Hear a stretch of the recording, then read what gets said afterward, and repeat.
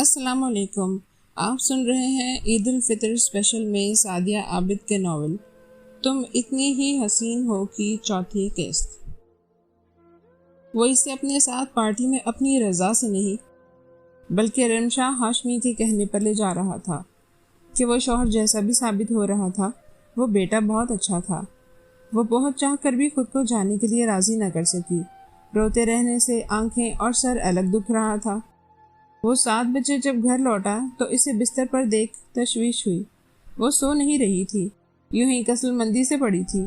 دروازہ کھل کر بند ہونے کی آواز پر سیدھی ہوئی اور اسے دیکھ بستر سے اتر آئی تھی، اور اس کی سوجی متورم آنکھوں کو دیکھنے وجہ جاننے کے باوجود بھی وہ بولا تو کیا؟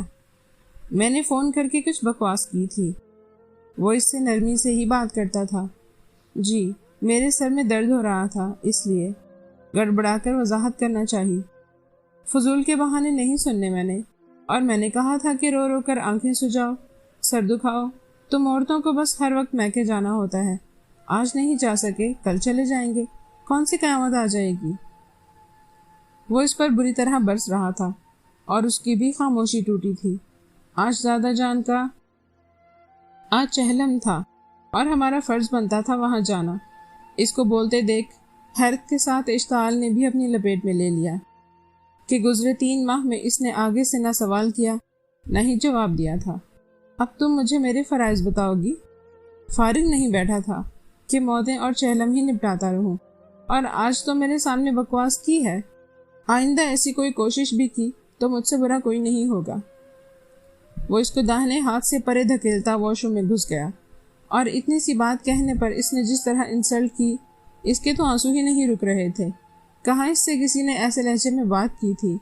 وہ ہچکیوں سے رونے لگی تھی، اور آج صبح سے وہ یہی کر رہی تھی۔ ناشتے میں 2 سلائس لیے تھے اور دوپہر کا کھانا تو گول ہی کر دیا تھا، اور ابھی یوں بلک بلک کر رونے سے اس کی طبیعت خراب ہو گئی تھی۔ وہ فریش ہو کر آیا تو اسے وہیں کارپٹ پر بے ہوش پڑے دیکھ لمحوں میں اس تک پہنچا۔ وہ بے حد پریشان ہو گیا تھا۔ اسے اٹھا کر بیڈ پر ڈالا اور ڈاکٹر کو فون میں لا کر اسے ہوش میں لانے کی تدبیر کرنے لگا۔ ڈاکٹر گردیزی، یہ یوں اچانک بے ہوش کیوں ہو گئی؟ سب ٹھیک؟ یس، شی از فائن، اور آپ کے لیے خوشی کی خبر ہے، آپ اسے کسی لیڈی ڈاکٹر کے پاس لے جائیں۔ ڈاکٹر گردیزی چلے گئے، جبکہ وہ تو خوشی کے حصار سے ہی نکل نہیں پا رہا تھا۔ اس نے شرمائی لب کو چلتی رفت کو آگے بڑھ کر اپنی باہوں میں بھینچ لیا تھا۔ آئی ایم سو ہیپی، کھنکتے لہجے میں کہہ کر اس کی پیشانی چومی تھی۔ وہ بھی کافی خوشی محسوس کر رہی تھی، لیکن اس کے مانند اظہار کرنے کی ہمت نہیں تھی۔ اس نے یہ خبر ماں باپ کو بہت خوشی کے احساس کے ساتھ دی تھی۔ یہ تو بہت اچھی خبر ہے، I am so happy. Rimsha اس وقت روایتی ماں لگ رہی تھی، کہیں سے بھی سخت گیر بزنس وومن نہیں لگ رہی تھی۔ مصطفیٰ کمال بھی خوش تھے، مگر انہوں نے بیوی کی طرح برملا اظہار نہیں کیا تھا۔ مرتقوہ کا رویہ برا تو پہلے بھی نہ تھا، اور اب تو بہت ہی اچھا، لونگ اور کیئرنگ ہو گیا تھا۔ وہ اس کے بے حد خیال رکھ رہا تھا، اور وہ بھی اس خوشی کو دل سے محسوس کر رہی تھی۔ پلیز مرتقوہ، کچھ ماہ اور گزرے تو میں بالکل نہیں جا سکوں گی۔ مجھے گھر والے بہت یاد آ رہے ہیں، بس ایک دفعہ لے چلیں، اس کے بعد جب تک آپ نہیں کہیں گے میں جانے کو بالکل نہیں کہوں گی۔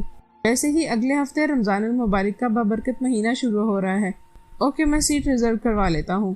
4 ماہ میں اس نے پہلی فرمائش وہ بھی اتنے پیار اور ملتجیانہ لہجے میں کی تھی کہ وہ انکار نہیں کر سکا تھا، جبکہ رمشا ہاشمی نے اسے وہاں لے جانے سے 1 ماہ قبل ہی صاف انکار کر دیا تھا۔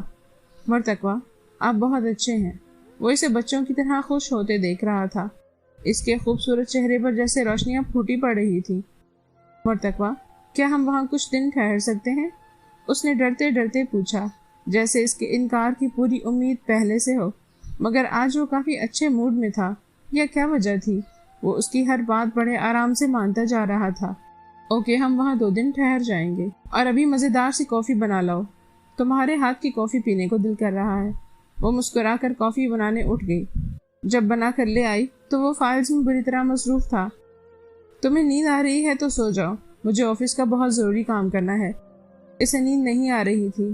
اس نے ٹیرس کی جانب کھلنے والے دروازے سے باہر کی طرف جھانکا تھا۔ موسم کافی خوبصورت ہو رہا تھا، اور اس کا دل ٹیرس پر جانے کو مچلنے لگا۔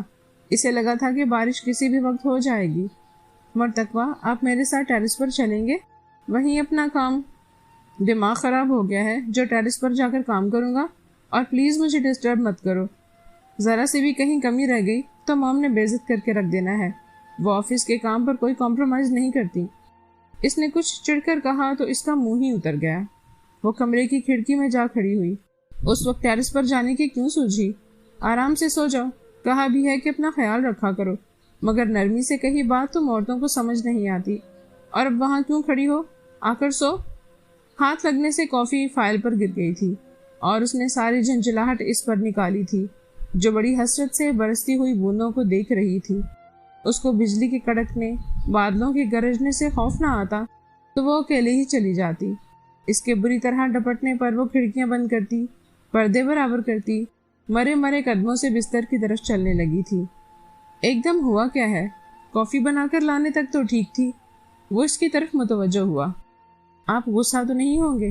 اس کے لہجے کی ذرا سی نرمی پا کر وہ رائٹنگ ٹیبل تک آ گئی اور اس کا مثبت اشارہ پا کر بولی، مرتقوہ، بارش ہو رہی ہے، مجھے بارش میں بھیگنے کا بہت شوق ہے۔ اس نے پہلی دفعہ اپنی پسند اسے بتائی تھی۔ لیکن مجھے بارش بالکل پسند نہیں ہے، تمہارا ساتھ نہیں دے سکتا، تمہیں جانا ہے تو اکیلی ہی چلی جاؤ۔ اس نے مصروف سے انداز میں اس کی بات سنی اور سر اٹھائے بغیر کہا، نہیں، مجھے ڈر لگتا ہے، اس لیے آپ ساتھ چلیں، آپ وہیں بیٹھ کر اپنا کام کر لیجیے گا، سچ میں آپ کو بالکل ڈسٹرب نہیں کروں گی۔ اس نے پیار بھری فرمائش کی اور اس کے شانے پر ہاتھ رکھا۔ آج کل وہ اسے کسی بھی بات کے لیے انکار نہیں کر پا رہا تھا، اس لیے فائلز کے ساتھ اٹھ گیا۔ مرتقوہ اتنے برے نہیں تھے جتنی باتیں سننے کے بعد اور شادی کے شروع ماہ میں لگے تھے۔ ہوا کی بیٹی ذرا سی نرمی سے ہی پگھلتی مثبت سوچ کی طرف چل پڑی تھی۔ مرتقوہ اس کے پیچھے ہی چھتری لے کر آیا تھا تاکہ فائلز اور خود نہ بھیگ سکے، اور وہ اپنے کمرے سے ٹیرس پر آئے تھے۔ وہ وہیں رک گئی تھی جبکہ وہ مضبوط قدم اٹھاتا گھر کے اندرونی حصے سے ٹیرس پر آتی سیڑھیوں پر بیٹھ گیا تھا، کیونکہ اسے ہر حال میں یہ کام کرنا تھا۔ نہ وہ کام ملتوی کر سکتا تھا اور نہ ہی اسے انکار کر سکتا تھا، اس لیے سیڑھیوں پر بیٹھا جلدی جلدی کام نپٹانے لگا تھا، کیونکہ رات کے 11 بج گئے تھے اور اسے صبح اٹھنا بھی تھا۔ اس نے کہا تھا کہ وہ اسے ڈسٹرب نہیں کرے گی، مگر کام کرتے ہوئے نگاہ اس تک گئی تو وہ مکمل ڈسٹرب ہو گیا۔ اس کو دیکھنے کے بعد اس کا کام میں دل لگا ہی نہیں۔ فائلز وہیں رکھ کر وہ کھڑا ہو گیا اور ہاتھ باندھ کر دیوار سے ٹیک لگائے اسے بارش میں بھیگتا دیکھ رہا تھا، اور اسے 4 ماہ قبل بارش کا وہ منظر یاد آنے لگا کہ کیسے وہ بے خود ہو گیا تھا۔ تبسم لبوں پر سے جائے وہ اس کی طرف بڑھنے لگا اور پیچھے سے جا کے اس کے گرد اپنا حصار کھینچ لیا۔ آپ ہیں؟ میں تو ڈر ہی گئی تھی۔ وہ چونک گئی، ایسے ہی جیسے مومنہ پھپھو کے ہاں ڈر گئی تھی، مگر اس دن بھاگ گئی تھی۔ آج تم نہیں بھاگ سکتی اور نہ میں تمہیں بھاگنے دوں گا۔ اس نے مخمور لہجے میں گزری ساعتیں اسے یاد دلانا چاہی۔ اس کی تو پلکیں ہی لرزنے لگی تھیں۔ میں نے دنیا بھر میں حسین تو بہت دیکھے، مگر ایک دم مبہوت کر دینے والا حسن صرف تمہارے وجود میں ہی پایا۔ میں نے کبھی خواب میں بھی نہیں سوچا تھا کہ کسی کو پانی اتنا خوبصورت بھی بنا سکتا ہے۔ جیسے بارش کے بعد آسمان ایک دم صاف شفاف ہو جاتا ہے نا، ویسے ہی تمہارا حسن بھی مزید نکھر کر تو آتشہ ہو جاتا ہے۔ مجھے ڈسٹرب نہ کرنے کے وعدے کے ساتھ لائی تھی، مگر میری پوری ہستی ہی تم نے ہلا ڈالی۔ وہ اس پر جھکا سر مستی کے عالم میں بولتا دھیمے دھیمے گنگنانے لگا، تیرے بھیگے بدن کی خوشبو سے لہریں بھی ہوئیں مستانی سی، تیری زلف کو چھو کر آج ہوئی خاموش فضا دیوانی سی۔ امید ہے آپ کو سعدیہ عابد کا ناول تم اتنی ہی حسین ہو پسند آ رہا ہوگا، اس لیے برائے مہربانی اسے سبسکرائب کرنا مت بھولیں۔ بولو جانے مرتقوہ۔ اس انداز تخاطب پر کہاں کچھ کہنے کی ہمت تھی، مگر اس نے سوچا کہ آج نہیں پوچھ سکی تو یہ الجھن کبھی بھی ختم نہ ہوگی۔ اس سوچ کے ساتھ اس نے بہت ہمت کر کے پوچھ ہی لیا، مرتقوہ، آپ مجھ سے محبت تو کرتے ہیں؟ ہاں، بہت زیادہ۔ میرا محبت پر کبھی ایمان رہا ہی نہیں۔ جب سے تم میری زندگی میں آئی ہو نا، سارے ایمان ڈاواڈول ہو گئے ہیں۔ ایک ایسا شخص جس نے نہ کبھی محبت کی، نہ اس 5 حرفی لفظ سے کبھی اپنائیت محسوس کی، نہ اس پر کبھی اعتبار ہوا، لیکن آج وہی شخص اپنی بیوی کی محبت میں مبتلا ہے۔ کبھی مجھے چھوڑ کر مت جانا کہ میں خود کو تمہاری خاطر بدل رہا ہوں۔ تم مجھے چھوڑ کر گئیں تو میں تو مر ہی جاؤں گا۔ وہ اس کے ہونٹوں پر ہاتھ رکھ گئی تھی۔ ایسے مت کہیں مرتقوہ، آپ کو کچھ ہو گیا تو میں بھی جی نہیں پاؤں گی۔ بہت محبت کرتی ہوں آپ سے، بہت زیادہ۔ اور اس کے سینے میں سما گئی تھی۔ آج وہ کمی جو اسے خوش ہونے نہیں دیتی تھی ختم ہو گئی تھی۔ صحیح معنوں میں آج اسے اپنی تکمیل محسوس ہوئی تھی، اپنا آپ معتبر لگنے لگا تھا۔ اس کے عشق میں بھیگ کر ہم کو یہ احساس ہوا، دل کی بات میں آنے والے کچھ پاگل ہوتے ہیں۔ آپ سمجھ کیوں نہیں رہے مرتقوہ؟ میں کہ یہ گھومنے جانے کی بات نہیں ہے کہ ہم ٹال مٹول سے کام لیں۔ میں ٹال مٹول نہیں کر رہا، مگر انسان اپنی طبیعت، کچھ نہیں ہوا مجھے، اور روزہ کسی صورت معاف نہیں ہے۔ میں آپ کو روزہ رکھنے کے لیے کہہ رہی ہوں اور آپ مجھے ہی روکنے لگے۔ وہ سخت برہم ہونے لگی تھی کیونکہ کل صبح رمضان المبارک کا پہلا روزہ ہے۔ اس نے ملازمہ سے کہہ کر سحری کی ساری تیاری کروا لی تھی۔ سونے سے قبل الارم لگاتے ہوئے اس سے ذکر کر دیا کہ کل سے روزے شروع ہو رہے ہیں۔ مرتقوہ نے صاف انکار کر دیا کہ روزہ تو اپنی پوری زندگی میں نے کبھی رکھا ہی نہیں، اور اس کی تو حیرانگی سے پوری آنکھیں ہی کھل گئی تھی کہ وہ نماز بھی نہیں پڑھتا، اس کے کہنے پر بھی عادت نہیں ڈالی۔ کیا آپ نے کبھی روزہ رکھا ہی نہیں؟ آپ کتنے بڑے ہیں مرتقوہ، اور روزہ تو 11 برس کی عمر میں ہی فرض ہو جاتا ہے۔ آپ نہ نماز پڑھتے ہیں اور روزہ۔ رفت بس چپ کر جاؤ، ہر وقت واز کرنے مت بیٹھ جایا کرو۔ اسے بری طرح ڈپٹ رہا تھا۔ میں واز نہیں کر رہی، مگر نماز روزہ ہر مسلمان مرد اور عورت پر فرض ہے، اور آپ ان فرائض کی ادائیگی سے ایک دم محروم۔ مجھے نیند آ رہی ہے، میں سو رہا ہوں۔ میں آپ کو سحری میں اٹھا دوں گی، جو کام آپ نے اتنے برس میں نہیں کیا۔ مجھے اٹھانے کی ضرورت نہیں ہے۔ ایک کام جب میں نے کبھی کیا ہی نہیں اور نہ کرنا چاہ رہا ہوں تو کیوں میرے پیچھے پڑ رہی ہو؟ چپ کر کے سو جاؤ۔ اسے بری طرح ڈپٹ کر وہ تکیہ درست کرتا لیٹ گیا۔ میں آپ کو مجبور نہیں کر سکتی، مگر بتانا اور سمجھانا میرا فرض تھا۔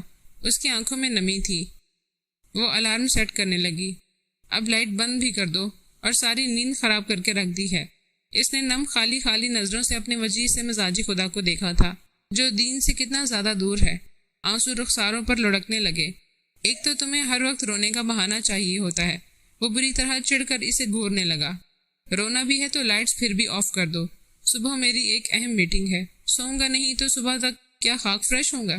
الارم سیٹ کر کے لائٹس آف کر دوں گی۔ الارم کیوں سیٹ کر رہی ہو؟ روز بھی تو اٹھتی ہو نا۔ صبح 4 بجے تک اٹھنا پڑے گا سحری کے لیے۔ آپ کو روزہ نہیں رکھنا، یہ آپ کا فیل ہے، مگر مجھے تو روزہ رکھنا ہے۔ وہ الارم کلاک سائڈ ٹیبل پر رکھتی نہایت تن سے کہتی لائٹس آف کرنے اٹھنے لگی تھی کہ وہ اس کی کلائی تھام گیا۔ کیا تم روزہ رکھو گی؟ حالت دیکھی ہے اپنی۔ میں آپ کی بات سمجھ رہی ہوں، اور میں اس کنڈیشن میں بھی روزہ رکھ سکتی ہوں۔ میں ڈاکٹر رضیہ سے ڈسکس کر چکی ہوں، روزہ رکھ سکتی ہوں میں، اور انشاءاللہ پورے روزے رکھوں گی۔ جب میں نے منع کیا ہے تو پھر؟ وہ متحیر نگاہوں سے اسے دیکھنے لگی۔ آپ منع کرنے والے کون ہوتے ہیں؟ تم بھول رہی ہو شاید کہ میں تمہارا شوہر ہوں۔ نہ بھولی ہوں، نہ بھولنا چاہتی ہوں کہ آپ میرے شوہر ہیں، مگر نعوذ باللہ خدا تو نہیں ہے، اور روزہ خدا نے فرض کیا ہے۔ تم مجھ سے یہ کس لہجے اور انداز میں بات کر رہی ہو؟ اس کا سخت تیکھا لہجہ اسے ششدر کر گیا۔ وہ اس سے بہت نرمی سے ہی بات کرتا تھا، اور جہاں اس نے خاموش ہو جانے کا اشارہ کیا وہ وہیں خاموش ہو گئی، اور اس سے دو بدو بحث فرسٹ ٹائم کر رہی تھی تو وہ کیسے برداشت کر لیتا؟ معافی چاہتی ہوں مرتقوہ، شٹ اپ۔ جو میں نے کہا ہے اس پر عمل کرو گی؟ نہیں، میں آپ کی یہ بات نہیں مان سکتی۔ آپ میرے شوہر ہیں، مجھے جس کام سے روکیں گے وہ میں کبھی نہیں کروں گی، کیونکہ میں جانتی ہوں کہ ایک شوہر کا کیا حق ہوتا ہے۔ اگر شوہر ناراض ہو تو فرشتے ساری رات بیوی پر لعنت بھیجتے ہیں، اور میں نے اب تک ایسا کوئی کام نہیں کیا کہ ایسی کوئی نوبت آئے۔ لیکن آپ کو میری کسی بھی بات سے تکلیف پہنچتی ہے تو میں اس کے لیے معافی مانگ لیتی ہوں۔ آپ مجھے میکے جانے سے روکیں گے یا ایک پاؤں پر رات بھر کھڑا رہنے کو کہیں گے تو میں کر لوں گی، لیکن یہ نہیں مان سکتی، کیونکہ شوہر کے حقوق اور حقوق اللہ میں زمین آسمان کا فرض ہے، اور روزہ اللہ تعالیٰ نے فرض کیا ہے، اور میں اگر آپ کی بات نہ مان کر روزہ رکھوں گی تو میں آپ کی گنہگار نہیں بنوں گی، لیکن اگر مانوں گی تو اپنے رب کی گنہگار بندوں میں شامل ہو جاؤں گی، اور میں تو پہلے ہی بہت گنہگار ہوں مرتقوہ۔ مجھے اپنے رب کی عبادت جیسا کہ کرنے کا حق ہے میں نہیں کر پاتی، کیونکہ میں ادنا سی بندی حقوق العباد ادا نہیں کر سکتی، تو حقوق اللہ کیسے ادا کر سکتی ہوں؟ ہاں، کوشش ضرور کرتی ہوں، اور آپ سے ہاتھ جوڑ کر التجا کر رہی ہوں کہ آپ مجھے ایسا کرنے سے مت روکیں۔ وہ بلک بلک کر رونے لگی تھی، جبکہ وہ ششدر سا اسے سنتا اس کے سرخ چہرے کو دیکھ رہا تھا۔ کیسا خوف اور ڈر اس کے حسین چہرے پر پھیلا ہوا تھا۔ اس نے صبح ہی تو کہا تھا کہ اس نے جس کام سے ایک دفعہ منع کیا اس نے دوبارہ کبھی نہیں کیا۔ کسی بھی کام کے لیے اسے دوبارہ کہنا ہی نہیں پڑتا تھا۔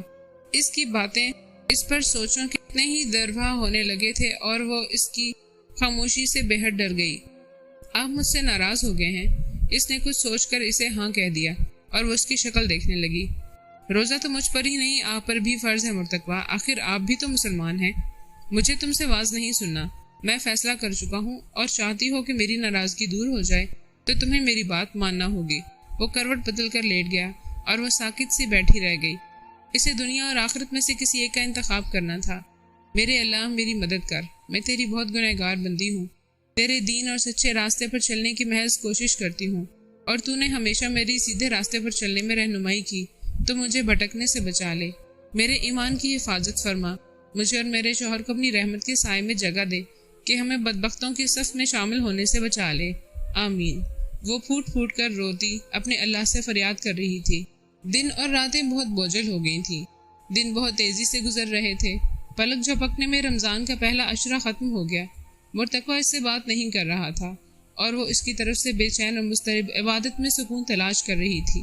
وہ سحری کے وقت اٹھتی، اکیلے ہی سحری کر کے روزہ رکھتی، تہجد کی نماز ادا کر کے اذان ہونے تک مختلف تسبیحات پڑھتی اور فجر کی نماز پڑھ کر دوبارہ سونے لیٹ جاتی، اور وہ جو اس کو سوتا سمجھتی وہ جاگ رہا ہوتا تھا۔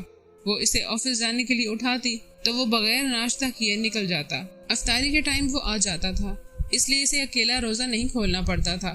وہ عصر کے وقت آتا تھا اور اکثر وہ اسے نماز پڑھتی ہوئی ملتی، ہاتھ دعا کو اٹھے ہوئے مگر لب محض لرزتے، آنکھوں سے آنسو گرتے رہتے۔ وہ عشاء کے بعد ہی سو جاتی کہ اس حال میں روزے رکھنا، اوپر سے مرتقبہ کی ٹینشن، اس نے رب سے لو نہ لگائی ہوتی تو کب کی ہمت ہار دیتی کہ جسے آج 12واں روزہ تھا۔ صبح سے ہی سے چکر آ رہے تھے، ظہر کی نماز بھی بہت مشکل سے ادا کر پائی اور عصر تک وہ بالکل نڈھال ہو گئی۔ آفس سے لوٹے مرتقبہ نے اسے آتے ہی اس کونے کی طرف نگاہ اٹھا کر دیکھنا چاہا جہاں وہ 11 دن سے اسے اس وقت نظر آ رہی تھی، مگر وہ کونا آج ویران تھا اور وہ نڈھال سی شکستہ قدموں سے واش روم سے نکلتی دکھائی دی۔ اس کے پیلے چہرے کو قدرے تشویش سے دیکھتا ٹائی کی نوٹ ڈھیلی کرتے ہاتھ سست پڑ گئے۔ وہ اس کے سامنے آ رکا۔ تم ٹھیک ہو رفت؟ اتنا پوچھنا تھا کہ آنسو ٹپ ٹپ کرنے لگے۔ ادھر بیٹھو رفت، طبیعت زیادہ خراب ہو رہی ہے تو میں ڈاکٹر کو بلا لوں؟ کاندھوں سے تھام کر اسے بیڈ پر بٹھایا۔ وہ فکر مندی سے کہا، نہیں میں ٹھیک ہوں، آپ پریشان نہ ہوں اور جا کر چینج کر لیں۔ اس نے فکر مند لہجے پر دل اور آنکھیں بھربھرا رہی تھیں، بمشکل آنسوؤں کو پیچھے دھکیل کر بولی، اس لیے منع کیا تھا روزہ رکھنے کو، اور بیماری کی حالت میں انسان بحالت مجبوری روزہ چھوڑ سکتا ہے، کیونکہ روزہ خالص اللہ کے لیے ہوتا ہے اور دلوں کا، نیتوں کا حال بندوں سے بہتر اللہ جانتا ہے۔ وہ ششدر سے اسے دیکھنے لگی، کہاں اس سے ایسی کسی بات کی توقع تھی۔ آپ نے ٹھیک کہا مرتقبہ، اور میں نے شرعی عذر کے علاوہ کبھی روزہ چھوڑا ہی نہیں۔ عذاب و ثواب، فرض و واجب کی بابت مجھے بچپن سے بتایا گیا۔ دادی ماں نہایت نرم و شفیق خاتون ہے، مگر بلا عذر نماز چھوڑنے پر وہ نہایت سختی سے پیش آتی تھی، اور میں جانتی ہوں کہ روزہ بحالت مجبوری چھوڑ کر بعد میں قضا روزہ رکھا جا سکتا ہے، لیکن مجھے کوئی مجبوری نہیں تھی۔ ڈاکٹر نے یہی کہا تھا کہ مجھ میں ہمت ہو تو رکھوں، اور میں نے یہی سوچا تھا کہ ہمت نہیں ہو پائی تو اللہ میرے حال سے واقف ہے، وہ ضرور مجھے سزا دینے کی بجائے قضا کی مہلت دے گا۔ لیکن آپ نے جو کچھ کہا اس کے بعد میں روزہ چاہ کر بھی نہیں چھوڑ سکتی تھی، کہ مجھے یہی لگتا تھا کہ ایسا میں نے کیا تو آپ مجھے غلط سمجھیں گے، کہ مجھے شوہر کی پرواہ ہے دین کی نہیں، اور مجھے میرے اللہ نے اتنی طاقت اور ہمت دی کہ میں نے 11 روزے ایک نارمل صحت مند انسان کی طرح گزارے۔ اتنا تو نارمل انسان کو بھی کمزوری کا احساس ہو ہی جاتا ہے، اور میں روزے رکھنے کی نہیں، آپ کے رویے کی وجہ سے نڈھال ہوں کہ مجھے کہیں چین ہی نہیں پڑتا۔ میرا تو کھانا پینا، سونا جاگنا ہی اس سوچ نے حرام کر دیا ہے کہ میرا شوہر مجھ سے ناراض ہے، اور میں اس کی ناراضگی دور بھی نہیں کر سکتی۔ میں خود کو بہت دیندار یا متقی عورت نہیں سمجھتی، میں تو طفل مکتب ہوں۔ مرتقبہ تھوڑی بہت دین کی سمجھ ہے تو صرف اس لیے کہ مسلمان گھرانے میں پیدا ہوئی، والدین نے اچھی پرورش کی، ورنہ میں تو کسی قابل ہی نہیں ہوں، اور میں چاہتا بھی نہیں ہوں۔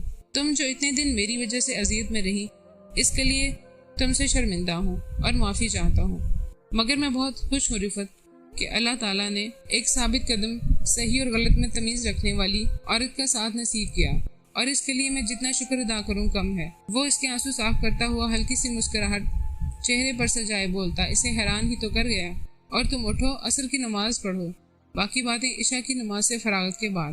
سچ آج کل تو دن بہت مشکل سے گزر رہے ہیں، گرمی بھی تو اتنی زیادہ تھی، جب ایک مرد ہو کر مجھ سے کنٹرول نہیں ہو رہا تھا تو تم نے کیسے کنٹرول کیا ہوگا؟ وہ الجھن زدہ سی اس کی بات کاٹ کر بولی، میں آپ کی باتیں سمجھ نہیں پا رہی، کہا نہ رات میں بات کریں گے، کافی تھک گیا ہوں، کچھ دیر آرام کروں گا، تم اٹھ کر نماز پڑھ لو، عصر کا وقت تنگ ہو رہا ہے۔ وہ اس کے برابر سے اٹھا اور بستر پر جا کر لیٹ گیا۔ وہ اس سے پوچھنا تو بہت کچھ چاہ رہی تھی مگر وقت مناسب نہیں تھا۔ وہ وضو تو کر چکی تھی، چادر اٹھا کر اوڑھی اور جائے نماز بچھا کر نیت باندھ لی۔ وہ اسے دیکھ رہا تھا، وہ کتنی پاکیزہ اور پر نور لگ رہی تھی۔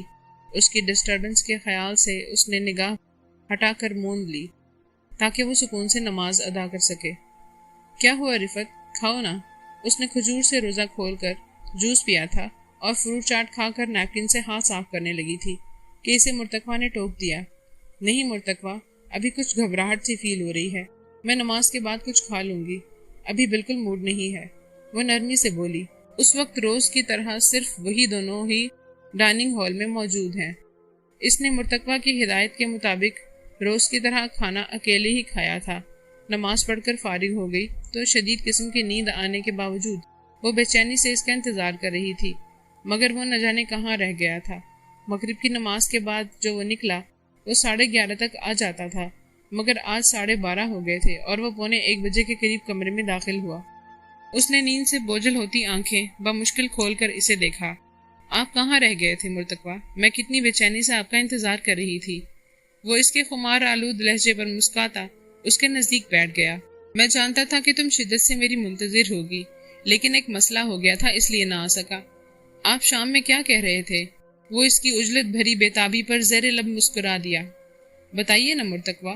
یار بتاتا ہوں، اتنی جلدی بھی کیا ہے، اس نے کہہ کر ایک سانس کھینچی اور آہستگی سے بولا، مجھے بات کے درمیان مت ٹوکنا، ہاں بات ختم ہونے کے بعد جو چاہو پوچھ لینا۔ وہ الجھی ضرور مگر کہا کچھ نہیں اور ہمتن گوش ہو گئی۔ میں مرتقوہ ہاشمی، جس نے مسلمان گھرانے میں آنکھ کھولی، لیکن میں بچپن سے ہی 27 برس کی عمر تک محض نام کا مسلمان رہا کہ میں نے 27 برسوں میں کبھی فرض نماز تک ادا نہیں کی۔ دن میں 5 نمازیں فرض ہیں اور دن بھر میں ایک نماز تو کیا 27 برسوں میں بھی جمعہ یا عید تک کی نماز نہیں پڑھی، اور نہ ہی یہ احساس ہوا کہ مجھے یہ فرض کام کرنا چاہیے۔ میرا تعلق ایک ہائی سوسائٹی کے ایسے گھرانے سے ہے کہ جہاں عورت کی حکمرانی تھی۔ میں نے کبھی باپ کو اپنی ماں سے غلط تو کیا صحیح بات پر بھی بحث کرتے نہیں دیکھا۔ میری پرورش میں میرے والدین سے زیادہ ملازموں کا ہاتھ ہے۔ موم میرے نزدیک آ کر بھی نہ آ سکی اور ڈیڈ کو انہوں نے میرے قریب کبھی ہونے نہیں دیا، اس لیے میں فطری طور پر ہمیشہ ماں کے زیر اثر رہا۔ میں ڈاکٹر بننا چاہتا تھا مگر میری ماں نے مجھے بزنس مین بنایا۔ میں ماں کے قریب تھا لیکن ماں کی حاکمیت مجھے کچھ خاص پسند نہیں تھی۔ مجھے ڈیڈی کی بزدلی سخت تناؤ دلاتی، مگر کبھی کسی سے بھی کچھ نہیں کہا۔ مگر شادی کی بات جب بھی ہوتی میں نے سوچ لیا کہ میں مام جیسی عورت سے شادی نہیں کروں گا۔ میرے گرینڈ پیرنٹس کیسے ہیں، کہاں رہ رہے ہیں، میں ان سے کبھی نہیں ملا کہ مام ایسا چاہتی تھی، اور مام کی باتوں نے مجھے ان سے ملے بغیر بھی کافی بدظن کر دیا تھا۔ اس لیے میں جب 27 برسوں میں پہلی دفعہ اپنے گرینڈ پیرنٹس سے ملنے آیا تو اندر کا روکھا پن باہر آنے لگا، مگر ان سب کی اچھائی تھی یا خون کی کشش، میں ان کی طرف جذباتی طور پر جھک رہا تھا۔ اور وہیں مجھے ایک لڑکی دکھائی دی جو ہرگز بھی نظر انداز کرنے کے لائق نہ تھی، مگر میں نے اسے پورے 3 دن نظر انداز کیا، اور پھر جب بے اختیار سی نگاہ اٹھی تو پلٹنا بھی بھول گئی۔ میں نے دنیا دیکھی، ہزاروں عورتوں سے ٹکراؤ ہوا، کئی سے دوستی کی، مگر اس میں بہت کچھ خاص تھا۔ وہ بلا شبہ بے حد حسین تھی، اتنی کہ بڑے بڑے عابد و زاہد محض اس کی ایک جھلک دیکھ کر بہک جائیں، مگر حسن سے زیادہ آنکھوں کو خیرہ کرنے والی تھی اس کی معصومیت، پاکیزگی اور چہرے پر بھرا نور۔ میں جو محبت لفظ کو ہی نہیں مانتا تھا، اس سے ایک ہی نگاہ میں محبت کا مسافر بن گیا، اور وہ بھیگی سی دوپہر مجھ سے وہ کروانے چلی جو میں گوروں کے دیس میں 4 برس رہ کر بھی نہیں کر سکا۔ وہ بھیگی بھیگی لڑکی میرے سوچنے سمجھنے کی ہر صلاحیت ہی ختم کر گئی، اور جب ڈیڈی نے مجھ سے شادی کی بات کی، فیصلہ تو پہلے ہی ہو چکا تھا، میں نے اقرار کر کے تصدیق کی مہر لگا دی، لیکن یہ سب نہ ڈیڈی اور نہ ہی عین پر ظاہر ہونے دیا کہ میں خود ایسا چاہتا تھا کہ میں اپنی شکست تسلیم کر ہی نہیں سکتا تھا۔ اس لیے میں نے ذہنی سوچ تو بیان کی مگر دل کی بات ہر ایک سے چھپا لی۔ عید الفطر اسپیشل میں آپ سن رہے تھے سعدیہ عابد کے ناول تم اتنی ہی حسین ہو کی 4تھی قسط۔ آخری قسط کے ساتھ بہت جلد حاضر ہوں گے۔